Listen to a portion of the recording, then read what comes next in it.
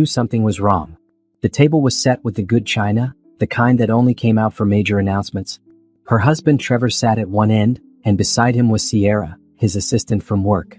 Sierra's hand rested on her round belly, a satisfied smile on her face. Trevor's entire family was already seated, their eyes darting between Naomi and the couple at the head of the table. "Naomi, glad you could make it," Trevor's mother said, her voice tight and formal. There was no warmth in her words, no hug like she usually gave. Naomi's stomach twisted into knots. "I don't understand. Why is Sierra here?" Naomi asked, looking at her husband of 6 years. "Trevor, what's going on?" Trevor cleared his throat and stood up. He wouldn't meet her eyes.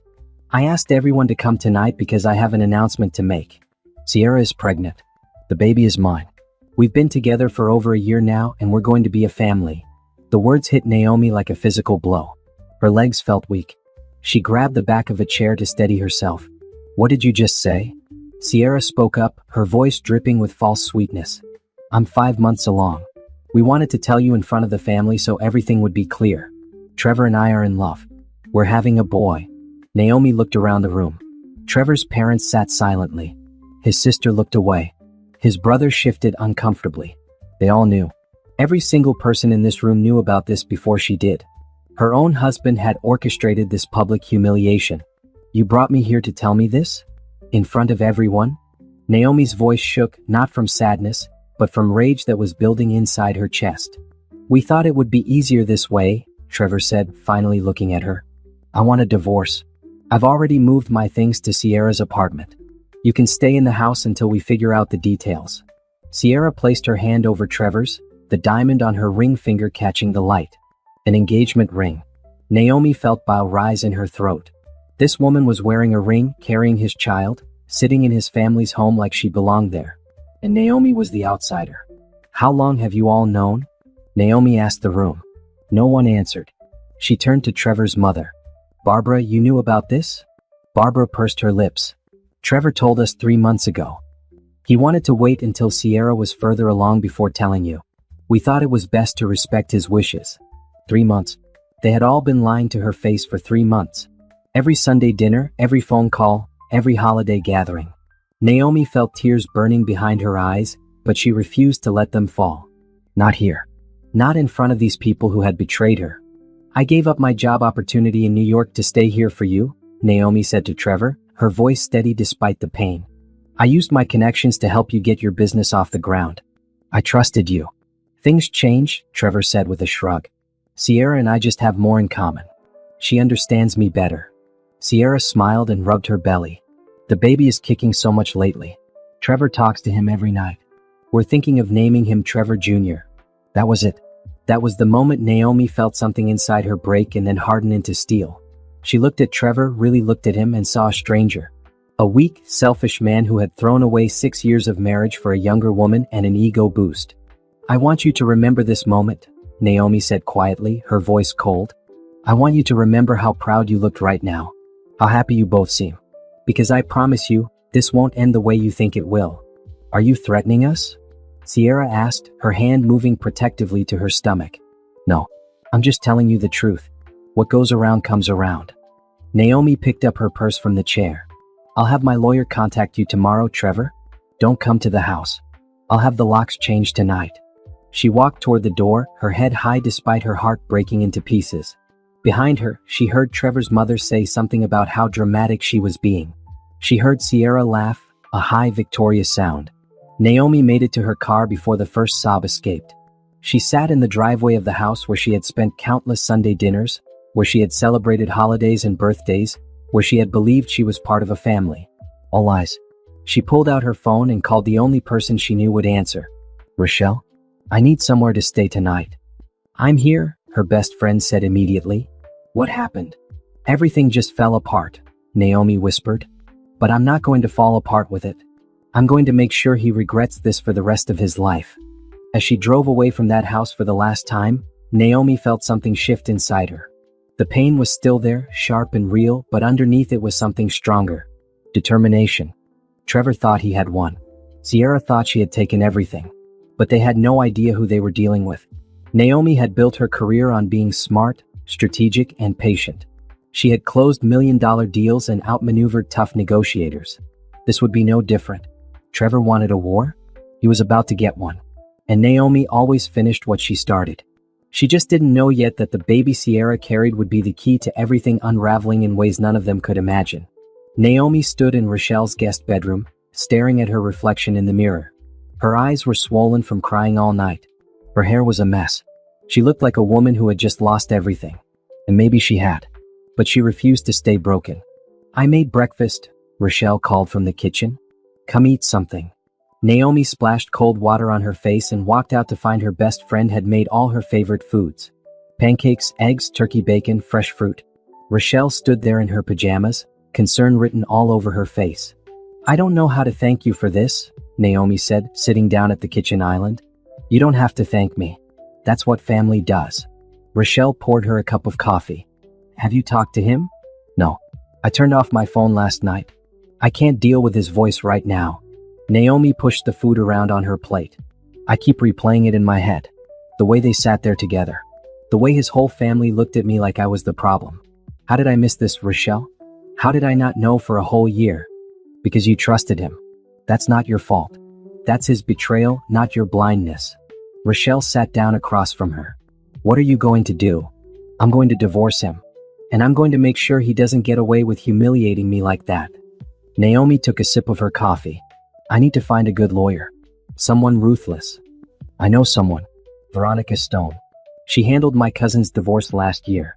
The husband tried to hide assets and she found everything. He ended up having to sell his car to pay what he owed." Rochelle pulled out her phone. "Want me to call her?" "Yes. The sooner the better."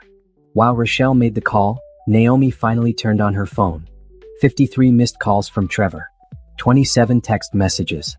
She scrolled through them, her anger building with each one. The first few were apologies.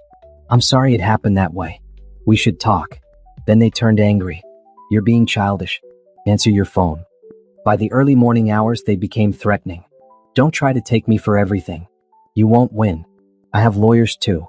There were also messages from Trevor's mother, telling her she was being selfish and should think about what was best for the baby. Messages from his sister, saying she always knew Naomi wasn't right for Trevor. Nothing from his father or brother. But the worst messages were from Sierra.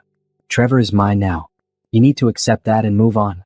The baby needs his father and I'm going to make sure he gets everything he deserves. Maybe if you had been a better wife, this wouldn't have happened." Naomi's hands shook as she read those words. Better wife. She had put her career dreams on hold for Trevor. She had worked extra hours to help pay off his business loans. She had introduced him to every important contact she had in the real estate world. She had loved him with everything she had. "Veronica can see you at 2 o'clock today," Rochelle announced. "I'm coming with you. You don't have to do that." "Yes, I do. You're not facing this alone." Rochelle squeezed her hand. "Now eat something. You're going to need your strength." At 2 o'clock, Naomi sat in Veronica Stone's office. The lawyer was a tall woman with sharp eyes and an even sharper suit. She listened carefully as Naomi explained everything that had happened. "So he announced this in front of his entire family? After moving out without telling you?" Veronica took notes. "That's actually good for us. It shows intent and premeditation. He wasn't caught in an affair. He planned this whole thing." "What does that mean for the divorce?" Naomi asked. "It means we have a strong case for emotional distress and potentially hiding assets. In my experience, when someone plans a betrayal this carefully, they're usually preparing financially too." Veronica leaned forward. "I need you to think carefully. Did Trevor make any unusual financial moves in the past year? Large purchases? New accounts? Money missing from joint accounts?" Naomi thought back. "He opened a separate business account about 8 months ago. Said it was for a new project he was working on. He also sold some stocks without telling me, but he said it was for a business investment. I need access to all your financial records. Bank statements, credit card bills, investment accounts, everything. I also need you to make a list of any assets you acquired during the marriage." Veronica handed her a folder. "This process isn't going to be easy, and it's not going to be fast. But if he's hiding money or trying to leave you with nothing, we'll find it." "I want everything I'm entitled to," Naomi said firmly. "I'm not letting him walk away from this marriage like it meant nothing." "Good. That's the energy I need from you." Veronica smiled. "One more thing. Don't communicate with him directly. Everything goes through me from now on. And stay off social media. Don't post anything about the divorce or your feelings. The last thing we need is him using your words against you in court. After the locks had been changed by a locksmith Rochelle had called that morning. Inside, everything looked the same, but it all felt different now. This house that had been their home was now just a building filled with painful memories. Pack up his stuff, Rochelle suggested. Get it out of here so you can start fresh. They spent the next few hours boxing up Trevor's clothes, his books, his personal items. Naomi found photos from their wedding day tucked in his drawer. She looked so happy in those pictures. So in love. So naive. In the back of his closet, she found a shoebox. Inside were receipts from expensive restaurants she had never been to, hotel stays in cities she had never visited with him, jewelry purchases she had never received. He had been spending their money on Sierra for months, maybe longer. Naomi photographed every receipt and put them back carefully. Evidence. Everything was evidence now. Her phone rang. It was her boss, Patricia. Naomi, I heard what happened. Are you okay? How did you find out? Trevor called the office looking for you. He seemed pretty upset that you weren't answering his calls. I told him you weren't here and hung up on him. Patricia paused. Take the week off. You don't need to be at work right now. Thank you, but I'd rather stay busy. Work is the only thing that feels normal right now. All right. But if you need anything, you let me know. And Naomi? I never liked him. You always seemed to be doing everything while he took the credit. After she hung up, Naomi thought about Patricia's words. It was true. In their marriage, she had been the one making sacrifices. She had been the one compromising. And where had that gotten her? That night, lying in the guest room at Rochelle's apartment, Naomi made herself a promise. She would never again make herself small for a man. She would never again put someone else's dreams before her own. And she would make Trevor regret the day he decided to betray her. The war was just beginning. Monday morning arrived cold and gray. Naomi got up early, put on her best navy suit, and walked into her office like nothing had happened. She refused to hide. She refused to be ashamed. Trevor was the one who should be hiding, not her. Her coworkers were kind. They didn't ask questions or stare. Someone had put a coffee and a muffin on her desk with a note that just said, "You've got this."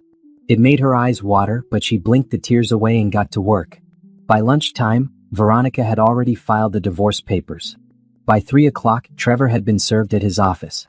By 4 o'clock, he was calling Naomi's phone nonstop. She didn't answer. Everything went through Veronica now. He's already called me twice, Veronica informed her during their evening phone call. He wants to settle quickly and quietly. He's offering you the house and half of the joint savings account. That's it? After 6 years of marriage? Naomi felt her anger rising again. That's his opening offer. It's insulting and he knows it. He's trying to lowball you, hoping you'll just want this over with. Veronica's voice was calm. Don't worry. We're going to request full financial disclosure. Every account, every asset, every business dealing. If he's hiding money, we'll find it.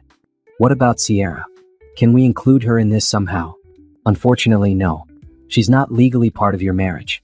But if we can prove that Trevor spent marital assets on her, that's another story. Those receipts you found are going to be very useful. Over the next 2 weeks, Naomi threw herself into work. She closed a major deal on a commercial property downtown. She networked with new clients. She rebuilt her professional reputation separate from Trevor's. Her boss, Patricia, gave her more responsibilities, trusting her with bigger projects. But at night, alone in Rochelle's guest room, the pain would hit her fresh.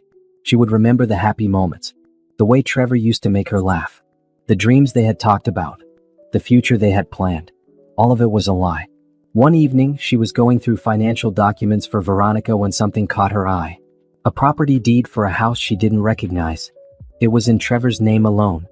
Purchased 8 months ago. She had never seen this document before.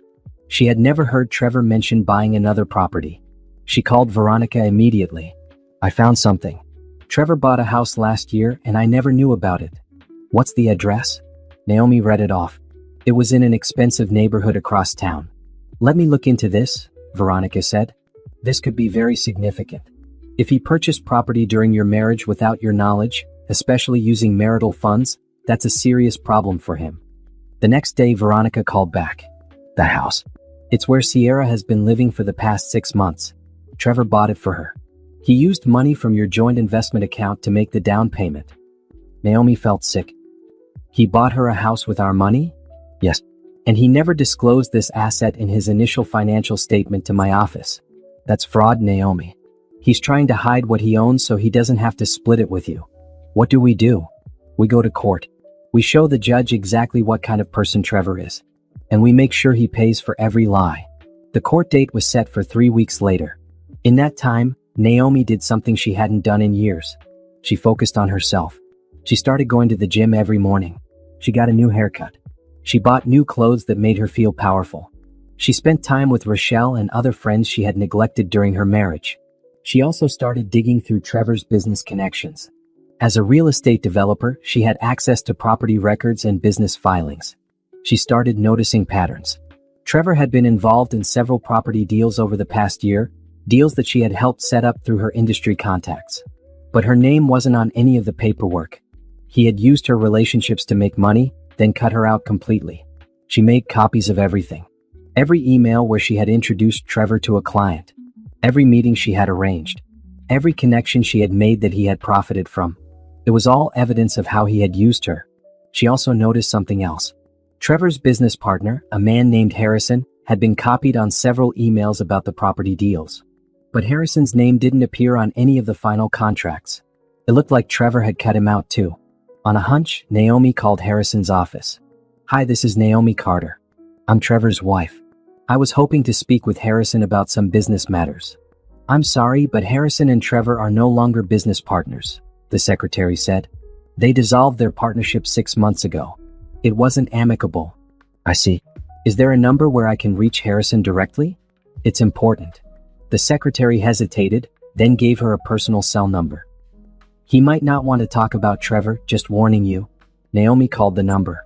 Harrison answered on the third ring. "This is Naomi Carter," she said.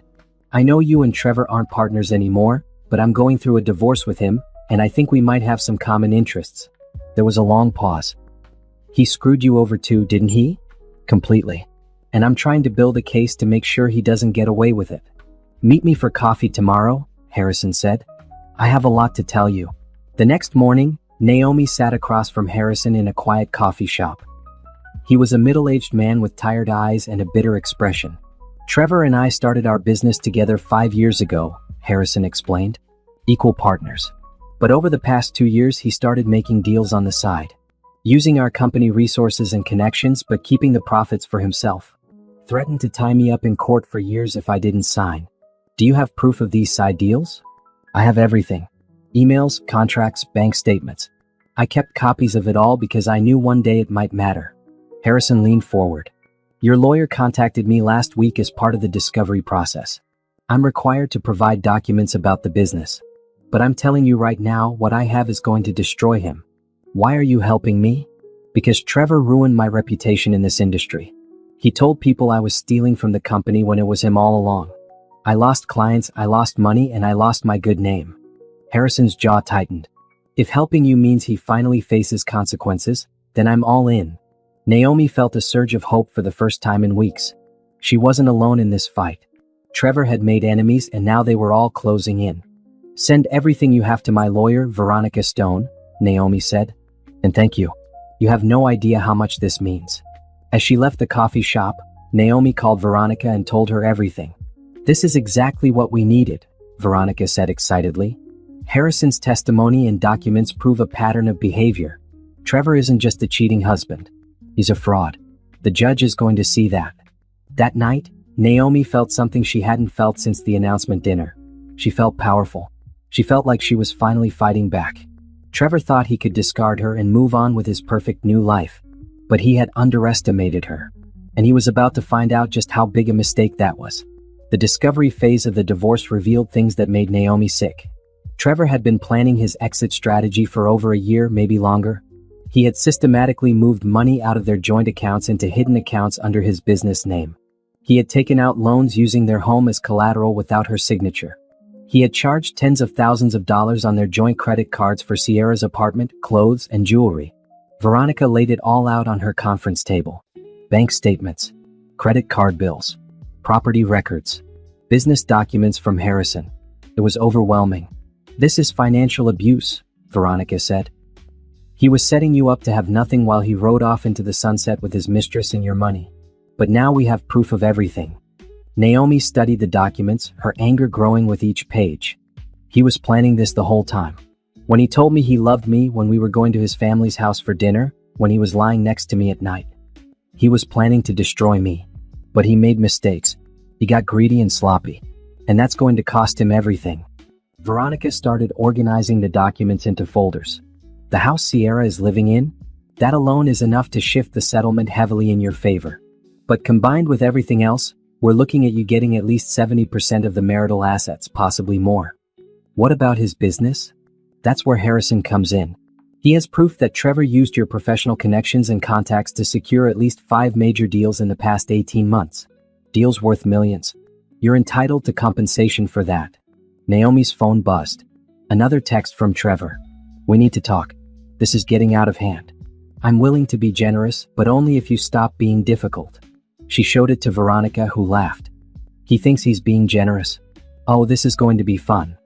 That evening, Naomi met Rochelle for dinner.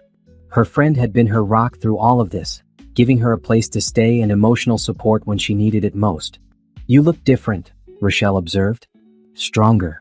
I feel different. Like I'm finally seeing clearly for the first time in years. Naomi sipped her wine. I was so focused on being a good wife, on supporting Trevor, that I forgot to take care of myself. I made myself smaller so he could feel bigger. You're not small now. No, I'm not. And I'm never going to be that person again. Naomi smiled. I've been thinking about something. Once this divorce is final, I want to start my own company. Take all those contacts and relationships I built, and use them for myself instead of for someone else. That's a great idea. You're one of the best real estate developers in this city. You don't need Trevor or anyone else. They talked about business plans and dreams late into the night. For the first time since the announcement dinner, Naomi felt excited about the future instead of devastated by the past. But the next morning brought new drama. Sierra had posted an ultrasound photo on social media with the caption, "Can't wait to meet our little prince. Trevor is going to be the best daddy. Some women just aren't meant to be mothers, and that's okay." The post was clearly directed at Naomi. Rochelle called immediately. Don't look at social media today. Trust me. Too late. I already saw it. Naomi felt the familiar sting of humiliation. She's really trying to twist the knife. She's insecure. She has to keep proving that she won. That tells you everything you need to know about their relationship. Naomi knew Rochelle was right, but it still hurt. She blocked Sierra on all social media and silenced Trevor's number. She didn't need their toxicity in her life anymore. At work, Patricia called her into her office. I have something to tell you. Trevor came by yesterday asking about a commercial property deal we're working on. He wanted to know if he could get in on it. What did you tell him? I told him that he was no longer welcome in this office and that any future dealings. Patricia smiled. Then I had security escort him out. You didn't have to do that. Yes, I did. You're a valuable member of this team, Naomi. And we don't do business with people who treat our employees badly. Patricia handed her a folder. I'm putting you in charge of the Riverside project. It's our biggest development this year. I trust you to handle it. Naomi felt tears of gratitude sting her eyes. Thank you. This means everything. You've earned it. Now go show this city what you're capable of. The Riverside project was massive. An old warehouse district being converted into mixed-use space with retail, offices, and luxury apartments. It was exactly the kind of high-profile project that could make a career. Naomi dove into it with everything she had. She met with architects and contractors. She negotiated with city planners and zoning boards. She created presentations for investors. She worked 12-hour days and loved every minute of it. This was what she was meant to do. Not standing in Trevor's shadow, but building her own success. 3 weeks later, the preliminary divorce hearing arrived. Naomi wore a sharp gray suit and walked into the courthouse with Veronica by her side. Trevor was already there with his lawyer, an expensive-looking man in a designer suit. Sierra sat behind Trevor in the gallery, her pregnant belly visible under a tight dress. She was 7 months along now. The judge, a no-nonsense woman named Judge Patterson, reviewed the documents both lawyers had submitted. Her expression grew darker as she read through Trevor's financial disclosure. Mr. Carter, she said, looking over her glasses at Trevor, you purchased a property at 847 Oak Street 8 months ago using funds from a joint account. But you didn't list this property in your initial financial disclosure. Can you explain why? Trevor's lawyer stood up. Your Honor, that was an oversight. My client forgot about that property. He forgot about a $300,000 house? Judge Patterson did not look convinced. And I see here that this property is currently occupied by a Miss Sierra Walsh, the same woman who is pregnant with Mr. Carter's child and sitting in my courtroom today. Your Honor, Trevor started to speak, but the judge held up her hand. I'm not finished. I also see evidence of numerous large purchases made on joint credit cards for items that Mrs. Carter never received. Hotel stays, jewelry, designer clothes. All charged to cards that Mrs. Carter is equally responsible for paying back. She looked at Trevor with clear disgust. And according to testimony from your former business partner, you used your wife's professional connections to secure business deals, then excluded her from the profits. Trevor's face had gone pale. His lawyer was frantically whispering to him. This is one of the most clear-cut cases of financial misconduct in a marriage that I've seen in my 20 years on the bench, Judge Patterson continued.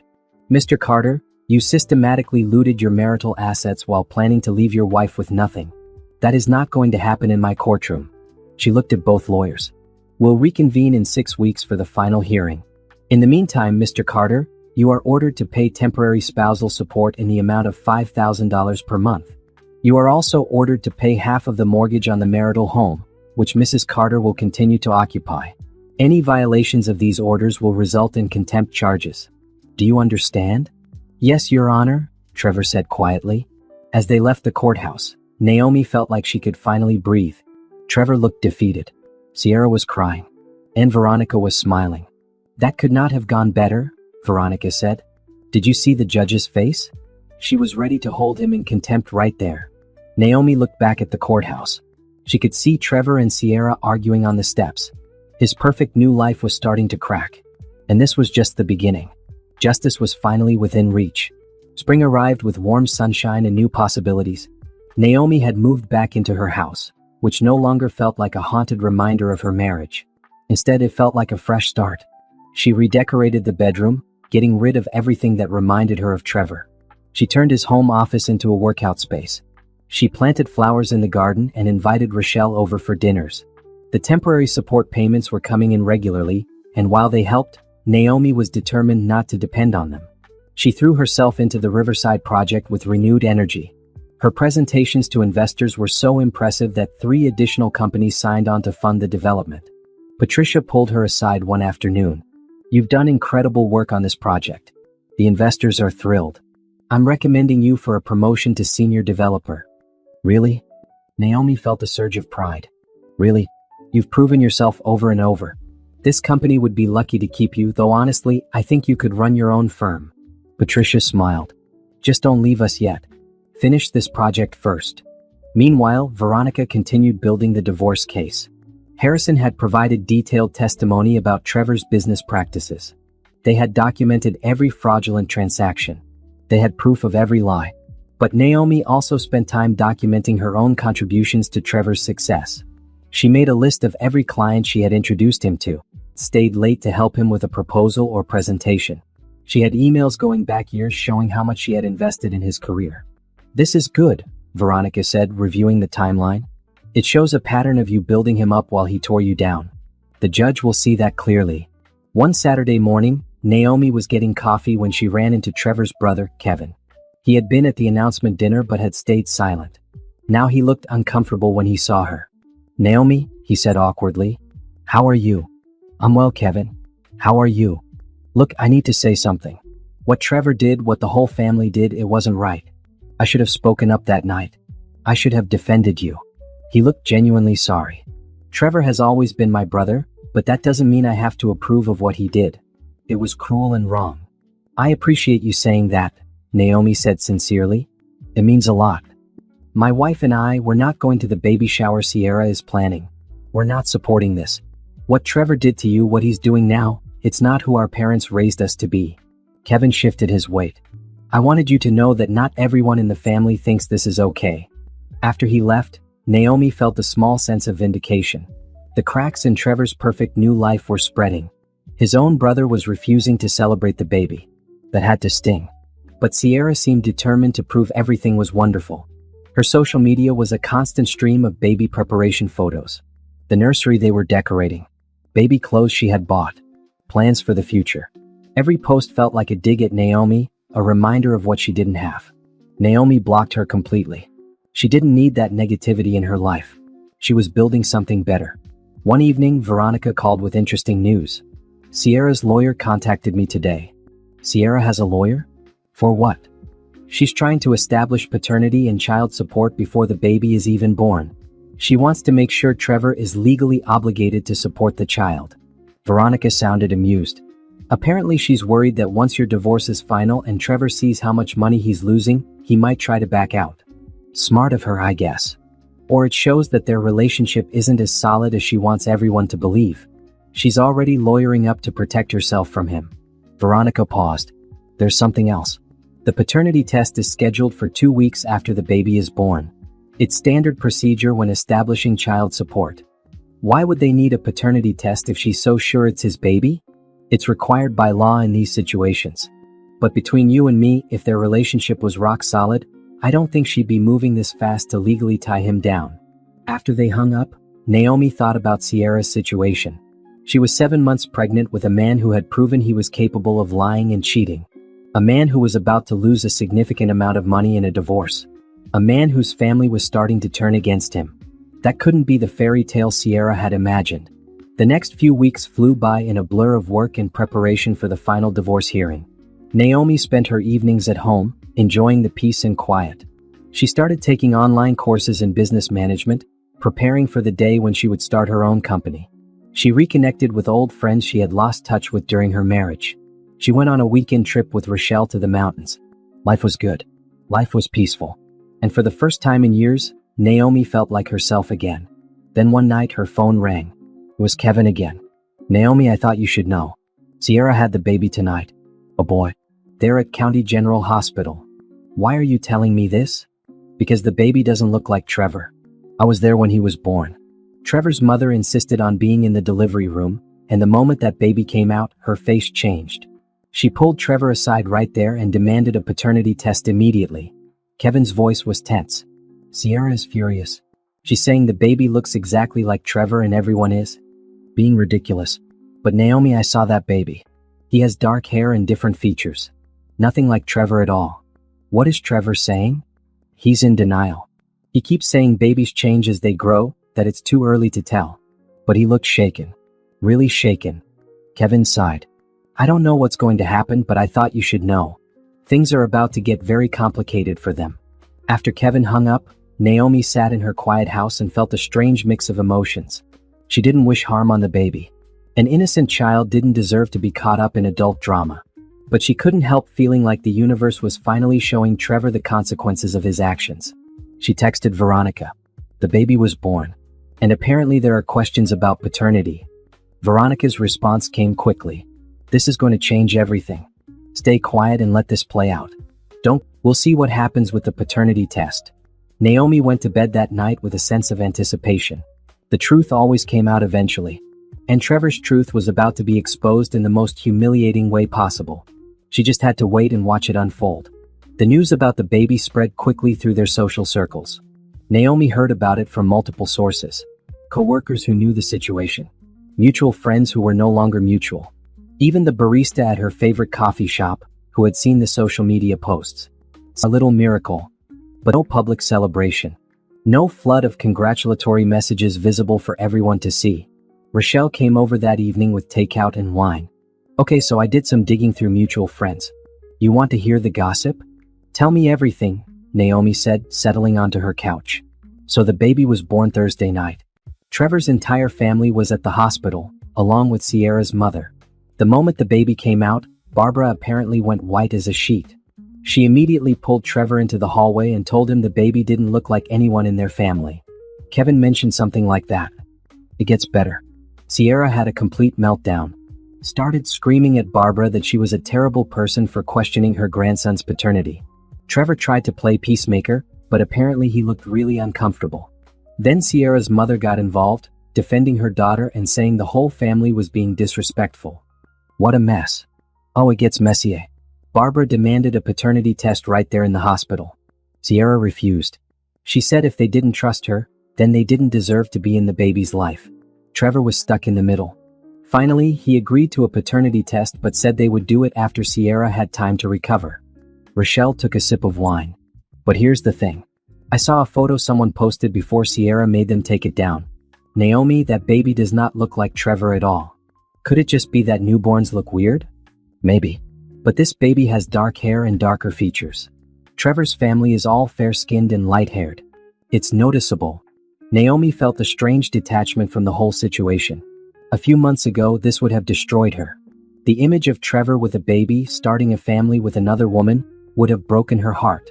But now she just felt like she was watching a train wreck from a safe distance. The paternity test is required by law for the child support case anyway, Naomi said. So they can't avoid it forever. Sierra is going to fight it. I heard she's already saying that genetic tests aren't always accurate and that she doesn't want her baby's DNA in some database. Rochelle shook her head. She knows something is wrong. She's scared. Over the next week, the drama continued to unfold. Trevor's mother refused to visit the hospital again until a paternity test was done. Trevor's sister posted a vague message on social media about truth always coming out. Sierra stopped posting altogether, which was unusual for her since she had been documenting every moment of her pregnancy. Naomi stayed focused on her work. The Riverside project was moving into the construction phase, and she was busier than ever. She had site meetings with contractors, budget reviews with investors, and presentations to city council members. Her promotion to senior developer was officially approved, with a significant raise that made her financially independent from Trevor's support payments. Patricia called her into her office one afternoon. I have a proposition for you. The company wants to open a satellite office focusing specifically on commercial redevelopment projects. We want you to head it up. You'd have your own team, your own projects, and significant autonomy. Are you serious? Naomi felt her heart race. Completely serious. You've proven yourself with Riverside. The investors love you. The contractors respect you. And frankly, you're one of the best developers we've got. Patricia smiled. What do you say? Yes. Absolutely yes. Good. We'll start putting together your team next month. In the meantime, keep doing what you're doing. Naomi left that meeting feeling like she was flying. This was everything she had worked for. Everything she had dreamed about. And she had done it on her own without Trevor's help or support. That evening, as she was celebrating with Rochelle, her phone buzzed. It was a message from Kevin. Paternity test is scheduled for next week. Trevor is a mess. Sierra is refusing to speak to him. The whole family is in chaos. Thought you should know. The test is happening, Naomi told Rochelle, showing her the message. How do you feel about it? Honestly, I feel sorry for that baby. No matter what the results are, that child is being born into a mess. Trevor and Sierra's relationship is falling apart before it even really started. Naomi sighed. But I also can't help feeling like this is karma. Trevor thought he could have his perfect new life, and now everything is blowing up in his face. You're allowed to feel that way. He destroyed your life without a second thought. He didn't destroy my life. He destroyed our marriage. But I built a new life, and it's better than anything I had with him. Naomi raised her wine glass. To new beginnings and old endings. They clinked glasses, but Naomi's mind was already moving forward. The final divorce hearing was in 2 weeks. Whatever happened with the paternity test would happen. But it didn't change her path. She was moving forward, and nothing was going to stop her. The next week crawled by. Naomi heard through the grapevine that the paternity test had been done. Trevor and Sierra had taken the baby to a lab, along with their lawyers. Results would take a few days. Naomi tried not to think about it. She had a life to build. She had projects to manage. She had a future to plan. Trevor's drama was no longer her concern. But on Friday afternoon, Kevin called her directly. His voice was shaking. Naomi, I need to tell you something. The results came back. And? Trevor is not the father. The baby isn't his. Sierra broke down and admitted she was seeing someone else during the affair. Her ex-boyfriend. She doesn't know which man is the actual father, but the test proves it's not Trevor. Naomi sat down slowly, processing this information. How is Trevor handling it? He's devastated. He's been crying nonstop. He actually called our mother and apologized for everything. For humiliating you, for breaking up the family, for being a fool. Kevin's voice broke. He said he threw away his whole life for a lie. Sierra used him because he had money and seemed stable. She was playing both of them. What's going to happen now? Trevor's lawyer is already filing paperwork to remove him from the birth certificate. Sierra is trying to contact her ex-boyfriend, but apparently he wants nothing to do with her. She's alone with a newborn and no support system. Kevin paused. Trevor asked if there was any way you might consider talking to him. He wants to apologize. No, Naomi said firmly. I don't need his apology. I don't need anything from him. He made his choices and now he has to live with them. Just like I had to live with his betrayal. I understand. I told him you probably wouldn't want to talk to him, but he asked me to try. Kevin sighed. For what it's worth, he knows he destroyed the best thing that ever happened to him. He said that to our mother last night. That's something he should have thought about before he cheated and humiliated me in front of his entire family. After the call ended, Naomi sat in her office, staring out the window. She felt a mix of emotions. Relief that the truth had come out. Vindication that her instincts about Sierra had been right. But also a strange sadness for the man Trevor used to be, or the man she thought he was. She called Veronica and told her everything. This changes the divorce settlement significantly, Veronica said. Trevor has no baby on the way. No new family to support. No excuse for what he did. The judge is going to crucify him. I just want it over with, Naomi said. I want to close this chapter and move on. You will. In 2 weeks, this will all be finished and you'll be free. That night, Naomi allowed herself to feel everything. The pain of betrayal. The anger at being humiliated. The relief that it was almost over. And underneath it all, a growing sense of excitement about her future. Trevor had tried to destroy her. Instead, he had destroyed himself. And she was just getting started. The weekend after the paternity test results was chaos in Trevor's world, but calm in Naomi's. She spent Saturday morning at a yoga class she had recently joined. She spent the afternoon looking at commercial properties for potential future development projects. She had dinner with friends who reminded her what healthy relationships looked like. Meanwhile, her phone kept buzzing with updates from various sources. Trevor had moved out of Sierra's house and was staying at a cheap hotel. Sierra had posted and then quickly deleted a rant on social media about fake men and lying families. Barbara had called everyone she knew to tell them she had been right all along. The family group chat, which Naomi had been removed from months ago, was apparently exploding with drama. Rochelle forwarded her screenshots that someone had sent. This is pure chaos. Look at this. The screenshots showed text messages between Trevor and Sierra. She was begging him not to abandon her. He was saying he couldn't be with someone who had lied to him for months. She was claiming she really thought the baby was his. He was calling her a con artist. It was ugly and desperate. Part of me feels bad for her, Naomi said. She's alone with a newborn. Don't, Rochelle said firmly. She knowingly pursued a married man. She helped him hide money from you. She posted nasty things on social media about you. She made her choices and now she's facing the consequences. You're right. I just can't help thinking about that baby. He didn't ask for any of this. The baby will be fine. Sierra will figure it out. But that's not your problem or your responsibility. Monday morning brought more news. Trevor's lawyer had filed an emergency motion to remove him from the birth certificate and to dismiss any future paternity or child support claims. Sierra's lawyer had filed a counter-motion claiming that Trevor had acted as the father and should therefore be responsible for the child regardless of biology. Veronica called Naomi immediately. This is getting messy. Sierra is trying to argue that because Trevor was present during the pregnancy and planned to be the father, he has some legal obligation. It's a desperate move and it won't work, but it's going to draw this out. How does this affect our divorce?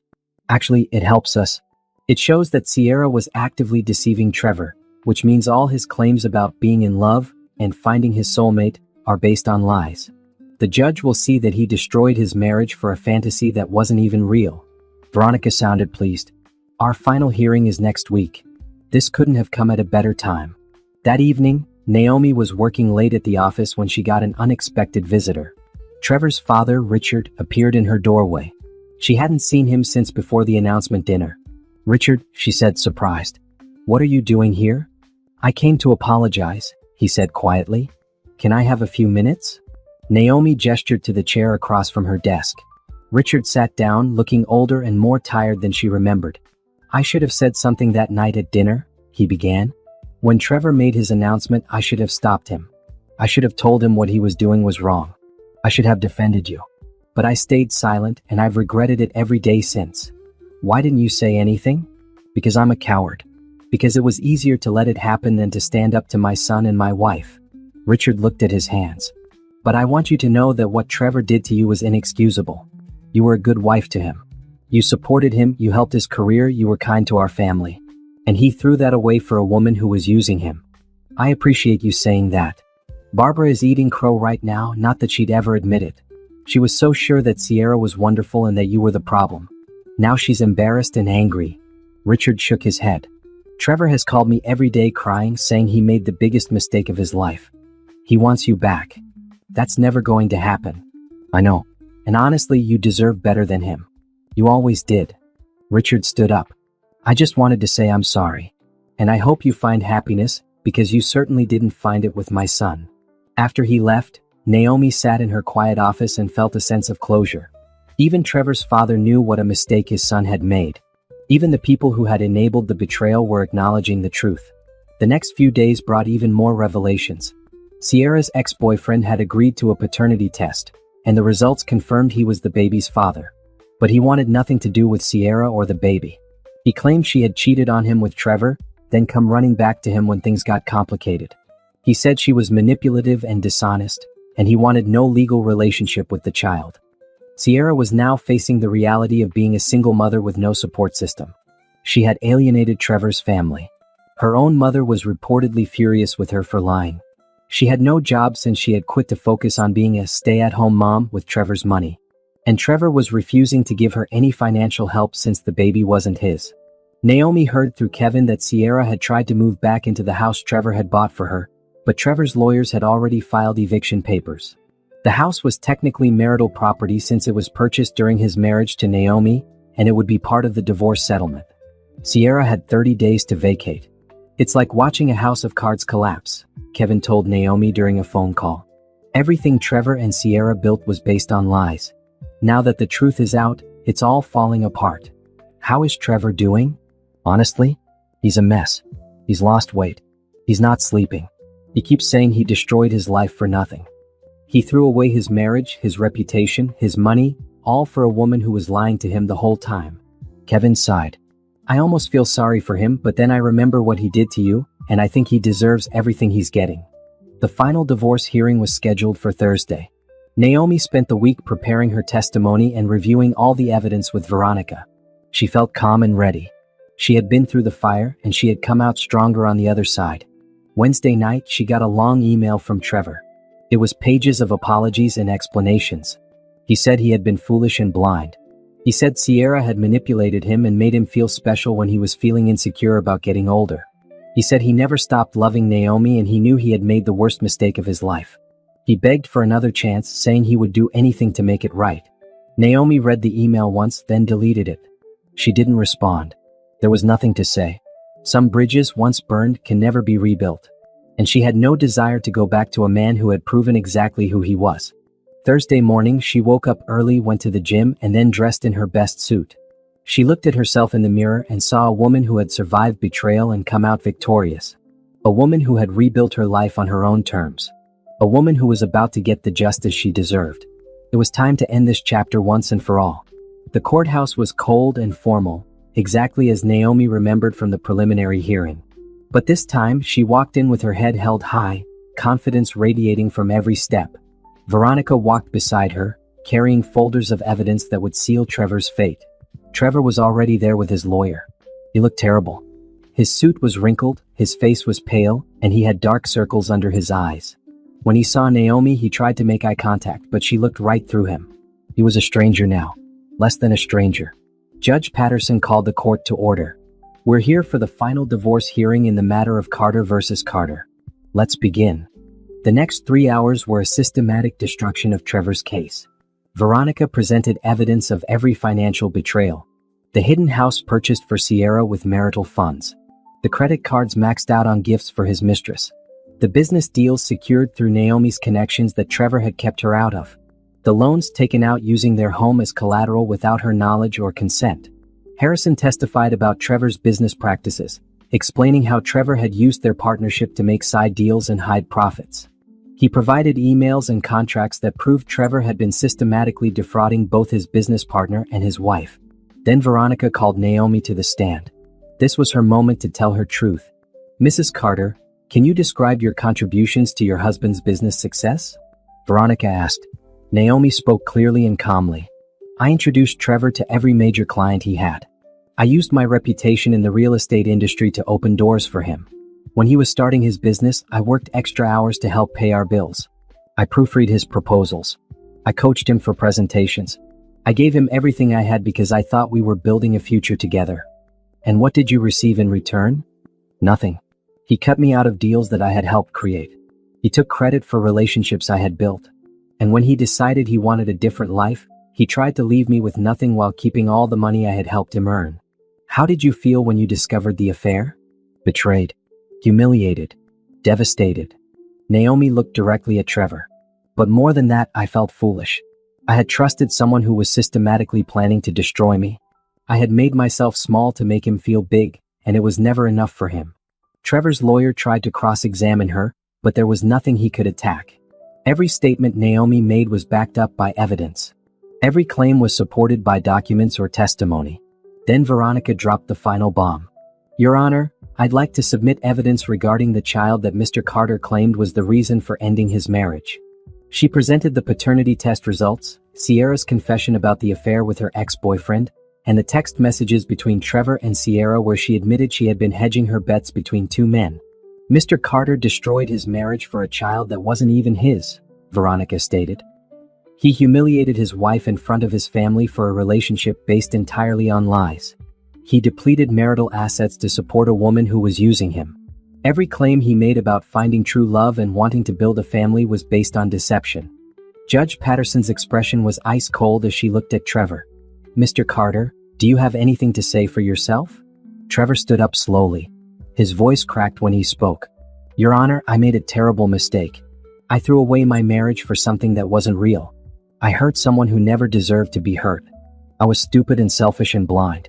I know I can't fix what I broke, but I want to try to make things right financially at least. That's very noble of you, Mr. Carter, but it's a bit late for nobility, Judge Patterson said icily. You systematically looted your marital assets while planning to abandon your wife. You committed financial fraud. You used your wife's professional reputation for personal gain. And you did all of this while claiming to be building a new life based on love and family. The reality is you destroyed your marriage for a fantasy. She shuffled through the papers in front of her. Here's what's going to happen. Mrs. Carter will receive the marital home free and clear. Mr. Carter will refinance to remove her from the mortgage within 60 days. The property at 847 Oak Street, currently occupied by Miss Walsh, will be sold and all proceeds will go to Mrs. Carter as compensation for the marital funds used to purchase it. Trevor's face went even paler. Judge Patterson continued. Mr. Carter will pay spousal support of $7,000 per month for 5 years. He will be responsible for paying off all joint credit card debt, which currently stands at approximately $90,000. Mrs. Carter is entitled to 40% of Mr. Carter's business assets and future earnings from any deals that were secured through her professional contacts, as detailed in the testimony from Harrison Mitchell. Your Honor, Trevor's lawyer started to protest, but the judge held up her hand. I'm not finished. Mr. Carter will also pay Mrs. Carter's legal fees in full, and he will be responsible for any tax implications from the asset transfers. Furthermore, I'm ordering him to pay a lump sum of $50,000 within 30 days as compensation for emotional distress. Judge Patterson looked at Trevor over her glasses. Do you understand these terms? Yes, Your Honor, Trevor said quietly. Good. Because if you fail to comply with any part of this order, I will hold you in contempt and you will face jail time. This marriage is dissolved. We're adjourned. The gavel came down with a decisive crack. Naomi stood up, feeling lighter than she had in months. It was over. She was finally free. Outside the courtroom, Veronica was grinning. That was one of the most satisfying cases I've ever argued. Did you see his face when the judge ordered him to sell Sierra's house? I saw it. I don't think he expected to lose so badly. He didn't expect to lose at all. Men like Trevor think they can do whatever they want without consequences. Today he learned differently. Veronica shook her hand. Congratulations, Naomi. You're officially divorced and officially much wealthier than you were this morning. As they walked down the courthouse steps, Naomi saw Trevor standing by his car. He was crying, his lawyer trying to comfort him. For a brief moment, she felt a flicker of pity. Then she remembered the announcement dinner. The way Sierra had sat there smugly, hand on her belly. The way Trevor had humiliated her in front of his entire family. The way he had systematically tried to steal her future. Her pity evaporated. She got in her car and drove away without looking back. Trevor's tears were his own problem now. She had her own life to build. That evening, Rochelle threw a divorce party at her apartment. It was just the two of them with champagne and takeout and chocolate cake. To freedom, Rochelle toasted. And to karma finally catching up with people who deserve it. To new beginnings, Naomi added. And to never settling for less than I deserve again. They drank and laughed and celebrated late into the night. When Naomi finally went home to her house that was fully hers now, she stood in the living room and felt at peace. The nightmare was over. The divorce was final. Trevor was out of her life forever. And she was ready to step into the future she deserved. 3 months after the divorce was finalized, Naomi's life had transformed completely. The house that had once been a prison of bad memories was now her sanctuary. She had renovated the kitchen, painted every room, and filled the space with art and furniture that reflected her taste, not Trevor's. It was bright and warm and completely hers. The spousal support payments came in regularly. Trevor had been forced to sell his luxury car to pay off some of the credit card debt. He had lost several clients after word spread about his business practices. He had moved into a modest apartment and was working longer hours just to keep his struggling business afloat. Meanwhile, Naomi was thriving. The Riverside project had been completed ahead of schedule and under budget. The mixed-use development was featured in the local business journal, with Naomi photographed in front of the building. Her phone was ringing constantly with new opportunities. Patricia had officially offered her the position heading the new satellite office, and Naomi had accepted. But she had also started laying the groundwork for her own company. She was meeting with investors, building a business plan, and networking with industry leaders who were eager to work with her. "You're going to be a powerhouse in this industry," Patricia told her over lunch one afternoon. "Honestly, I'm trying to keep you as long as I can, but I know eventually you're going to spread your wings and fly. This company gave me a chance when I needed it most," Naomi said. "I won't forget that. But yes, eventually I want to build something of my own." She had also started dating again. Nothing serious yet, just casual dinners and coffee dates with men who treated her with respect. It felt good to be pursued, to be valued, to have conversations with men who were interested in her thoughts and opinions. One evening, she was having dinner with a colleague named Jonathan who worked for a competing real estate firm. He was intelligent, funny, and kind. They had been working together on a joint development project, and their professional relationship had slowly become personal. "I have to admit something," Jonathan said over dessert. "I've been wanting to ask you out for months, but I heard you were going through a divorce and I didn't want to intrude." "I appreciate that," Naomi said. "The divorce was ugly, but it's over now. I heard some stories. Your ex-husband apparently tried to poach one of my clients last month. When I called him out on it, he got really defensive and said he was just trying to rebuild his business." Jonathan shook his head. "He didn't succeed, by the way.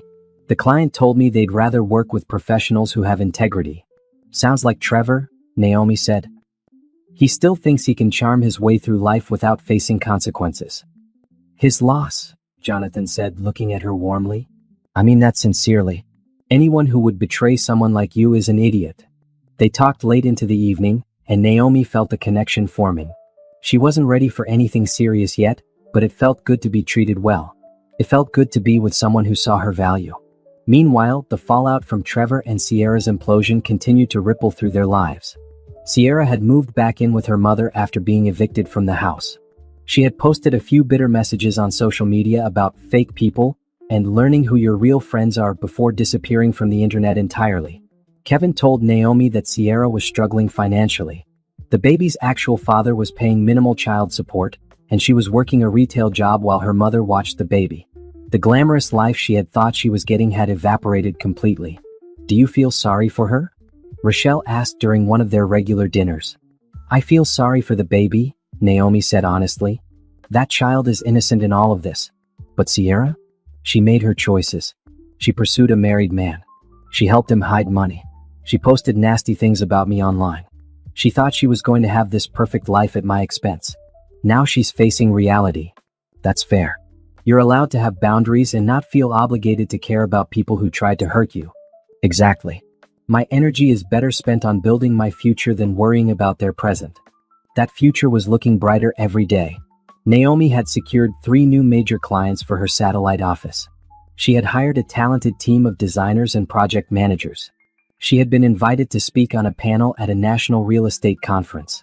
Her reputation in the industry was growing stronger, no longer tied to Trevor but standing independently on her own merits. One Saturday afternoon, she ran into Barbara, Trevor's mother, at the grocery store. Barbara looked uncomfortable when she saw Naomi, but instead of avoiding her, she approached. "Naomi, could I speak with you for a moment?" Barbara asked. They stepped to the side of the aisle. Barbara looked older, more tired than Naomi remembered. "I owe you an apology," Barbara said quietly. "I was wrong about everything. Wrong about Sierra, wrong about the baby, wrong about how we treated you. You were a good wife to my son, and we treated you terribly." "Yes, you did," Naomi said simply. She wasn't going to make this easier for Barbara. "Trevor has been absolutely miserable. He calls me every week crying about how he destroyed his life. He lost his business. He lost his money. He lost you. He lost his dignity." Barbara's eyes were wet. "I'm not asking you to forgive him. I'm just asking you to know that he's paying for what he did." "I'm aware of his situation," Naomi said. "And while I don't wish him harm, I also don't feel responsible for fixing his pain. He made his choices. He has to live with them. I understand. I just wanted you to know that I was wrong about you. You were always the right woman for him. He just couldn't see it until it was too late." Barbara wiped her eyes. "I hope you're doing well. You deserve happiness." "I'm doing well. Better than I ever was with Trevor, actually." After Barbara left, Naomi finished her shopping with a sense of satisfaction. Even Trevor's mother, who had been so cold to her at the announcement dinner, now understood the truth. Everyone who had enabled and supported Trevor's betrayal was now seeing who he really was. That night, Naomi sat on her back porch with a glass of wine, looking at the stars. She thought about the woman she had been a year ago, broken and devastated, betrayed and humiliated, wondering if she would ever feel whole again. Now she was stronger than she had ever been. She had a thriving career. She had real friends. She had financial security. She had peace. And she had hope for the future. Trevor had tried to destroy her, but instead, he had destroyed himself. Sierra had thought she was winning, but she had lost everything. And Naomi had risen from the ashes of her broken marriage more powerful than before. This was what victory looked like. Not revenge in the traditional sense, but success. Not bitterness, but peace. Not dwelling on the past, but building an incredible future. She raised her glass to the stars and smiled.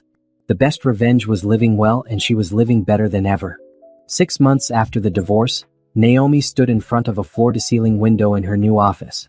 The sign outside read Carter Development Group, her company, built from the ground up with her own vision and hard work. The office was in a newly renovated building downtown with exposed brick walls, modern furniture, and a team of 6 talented employees she had personally recruited. The first project under her company's name was about to break ground. A historic warehouse district transformation that would bring affordable housing and small business space to a neighborhood that desperately needed it. It was the kind of project that made a difference, not just profit. That's what Naomi wanted her legacy to be. "The investors are here," her assistant announced from the doorway. Naomi grabbed her presentation folder and walked into the conference room with confidence. She pitched her vision, answered questions with expertise, and closed the meeting with 3 additional investors committing funds. As they shook hands and filed out, one of them, an older woman named Catherine, lingered behind. "My daughter went through a difficult divorce a few years ago," Catherine said. "I watched her rebuild her life from nothing. When I see you, I see that same strength. That's why I'm investing in your company. Not just because you're talented, but because you're resilient." "Thank you," Naomi said, genuinely touched. "That means more than you know."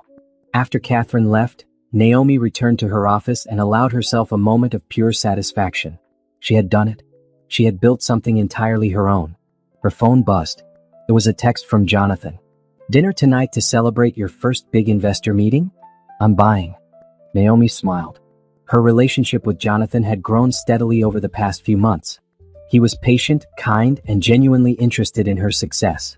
They took things slow, both of them cautious after past hurts. But there was something real building between them. Something based on respect and equality, not the one-sided dynamic she had with Trevor. 7 o'clock, she texted back. "Perfect. I'll pick you up." As she worked through the afternoon, responding to emails and reviewing architectural plans, Naomi felt contentment wash over her. This was the life she had always wanted.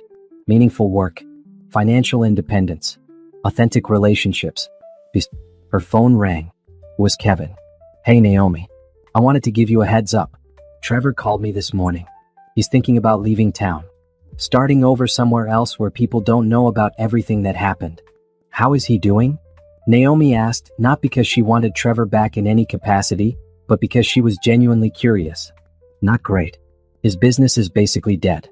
He's working as a project manager for someone else's company now, making a fraction of what he used to make. He's still paying you spousal support, which is most of his income.